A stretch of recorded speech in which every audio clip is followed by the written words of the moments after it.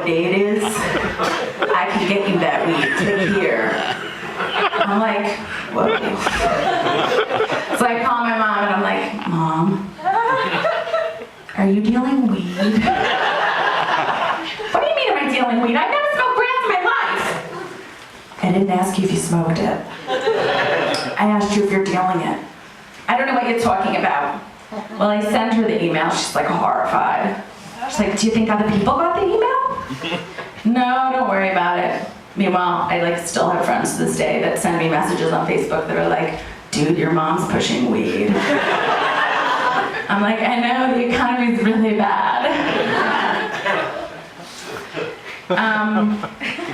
But the other thing I love about Facebook is the status bar, where you can update people about what you're doing. Like, Jen had a really tough day. Susie had the best cookie ever. Todd's really excited for his upcoming trip to Brazil. But then I realized I don't give a shit what anyone's doing.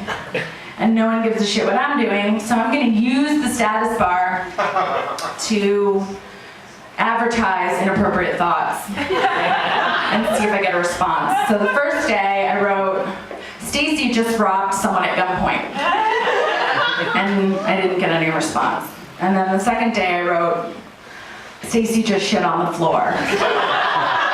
And nobody responded.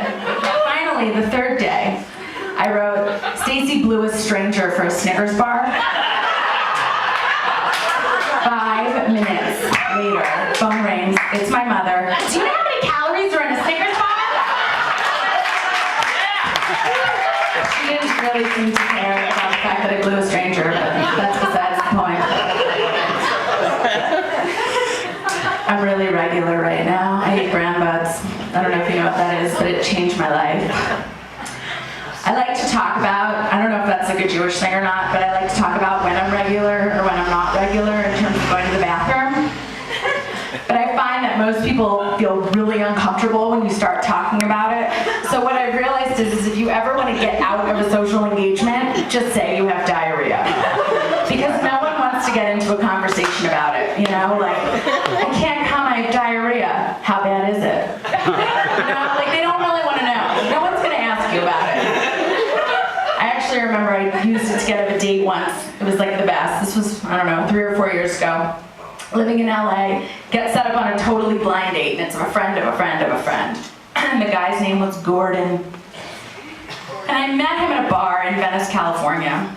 And not to be totally vain, but Gordon was kind of large, and he had man boobies that were bigger than mine, which is, again, not a big deal, but they were like the perfect size I would want, so it was just awkward. And he also talked in the third person, which is like beyond me. So he's like, Gordon wants to go get a drink. I'm like, okay. So we go to the bar, and he's like, Gordon loves mojitos. I'm like, yeah, he also loves Doritos and Cheetos and Tostitos and SpaghettiOs. Stop eating, Gordon.